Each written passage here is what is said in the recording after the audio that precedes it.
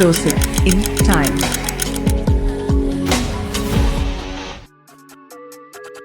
Previously on Closer in Time, ancient hand stencils, lots of them, at Canyon de Chelly, Cueva de las Manos, Mount Bairdale, and Chauvet Cave.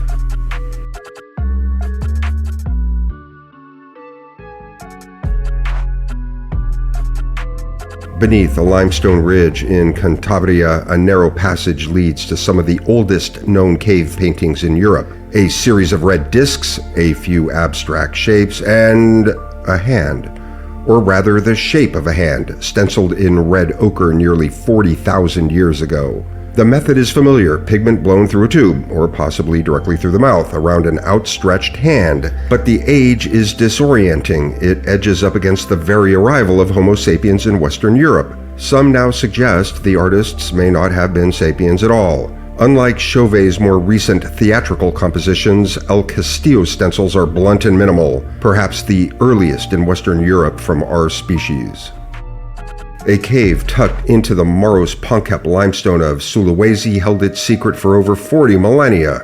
Then, in 2014, scientists dated a faded red hand stencil to at least 39,900 years ago, older than Chauvet, older than El Castillo, and next to it, a babirusa, or pig deer, among the earliest figurative art ever discovered. The stencils are sharp, small, unmistakable, mostly left hands, pigment likely blown through reeds. Unlike the compositions of temperate Pleistocene Ice Age Europe, these artworks, along with those of Lubang, Jeriji, Saleh, Borneo, emerged amid a lush, teeming world. Deep within the karst forests of East Kalimantan, cave mouths yawn beneath tangled roots and mist. Inside the caves of Jeriji Saleh, a faded orange hand stencil, ghostly, almost mist, was dated in 2018 to at least 51,800 years ago. That makes it the oldest known stencil by our species, for now.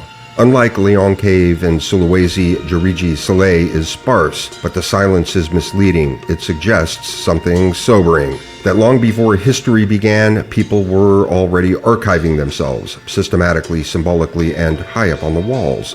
Not far to the south, at a site called Guatuet, a related tradition appears. There, hand stencils, male and female, radiate outward in branching patterns, sometimes referred to as a tree of life. Less solitary, more social. A bare wall, a hand lifted and stilled, then a puff of ochre. What remains is the oldest known hand stencil in the world, dated to at least 64,000 years ago, long before Homo sapiens reached this part of Europe, which means it wasn't us. The artist, as far as we can tell, was likely Neanderthal. No crude brute. This was a being with pigment planning and a desire to mark presence, to be seen even in absence. 71 stencils line the walls of Maltravieso, some even incomplete, as if the act itself mattered more than the result. Unlike the other sites we visited, early marks here at Maltravieso were left by another kind of human, and yet they are no less familiar. The dates given, especially for the older sites, are approximate, some even disputed, especially the two earliest dates. Moreover, while these 8 sites are archaeologically prominent for their stencils, they make up but a fraction of known sites. Moreover still, discovered sites are likely a small fraction of sites yet undiscovered or otherwise lost to history. Nonetheless, to modern sensibilities, where you can get just about anything delivered to your doorstep overnight, or sometimes even same day, these timescales are utterly staggering. And I can't help but wonder what it would be like to take one of these early Neolithic artists to a Del Taco drive-thru.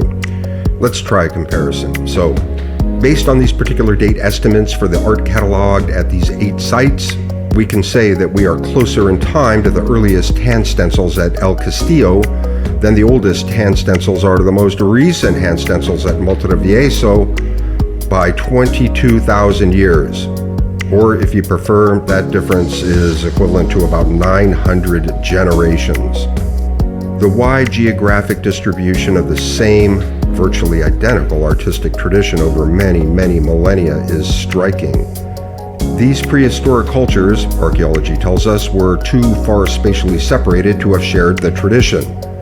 Perhaps there is something innate, instinctive, in the stenciling of one's hand. with ochre, no less.